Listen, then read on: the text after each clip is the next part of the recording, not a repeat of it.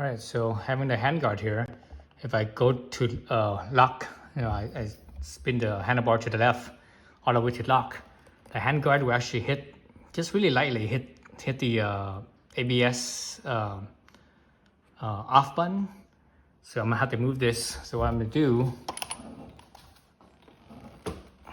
gonna do is I have actually, how it's mounted is that it's basically a clamp around, see this little round thing right here? That's actually a separate piece from here. So this actually clamps around that plastic piece. So since this is round, the clamp is round, I'm gonna move this down right here. But the problem here is that this right here is a smaller diameter than this is. So I'm gonna have to take this and I'm gonna have to find something to shim it. So I think I have a piece of strip of rubber that I can put right here to shim it, to take up that thickness. And it should work from there. So let me see what happens. So to take this off, let's see. Okay, so it's back here. So this is a screw right here. If I unscrew that, that's the clamp that clamps around this plastic piece. So the only way to get that off is if I take off the windshield. So basically I have to take off the windshield. And the windshield is pretty easy. It should be only 4 or 3 bolts. So 1, 2, and down here is 3. So that's easy enough. All right. All right, I took off the windshield. So when you take off the windshield, be mindful of the, so there's the bolt. Be mindful of the washer. There's some plastic washers. And place the windshield on something that's soft that doesn't scratch it. It scratches easy. All right, so here I loosened this up already. Let's see if I could take this thing all the way off here. Oops. Okay, so it's a two-piece. It's a two-piece strap. So it hooks on like so, and this other one hooks on like so. Set those two aside. Let's see. Okay, so this thing is sort of like there's a little plug thing about right here that it sits into. So that's the reason why it doesn't move, it doesn't spin or anything. So I'm gonna take that, move this down basically right here.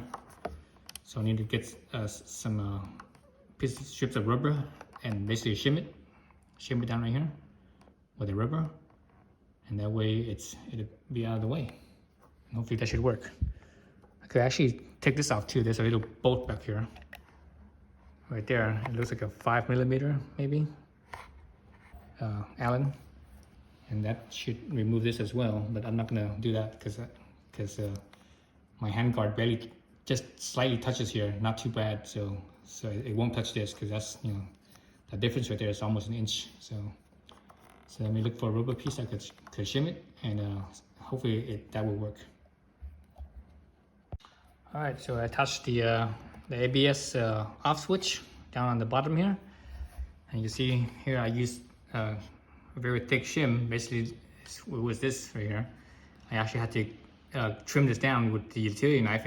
Good thing it was easy to cut. So I got this from this right here, my trail. So I got this on, I think it was Amazon, or was it eBay? Amazon. I think it was Amazon for like 30 bucks or whatever it was. And it came with this whole kit right here. So it has a shim for whatever thickness of whatever tubing you can mount on. So these ones were for the smaller tube, and the one I have on here is for the thicker tube.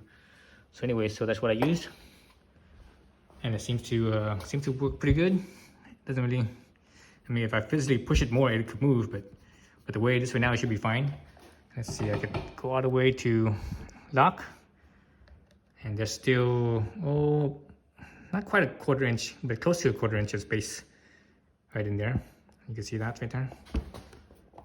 Let's see, you guys can see this right there. And obviously, if the original button was up here, it would have touched right here. So that's just enough. So it clears. Okay. So yeah, so that's good. Good spot right there. All right, so that's it. That's moving the ABS off button.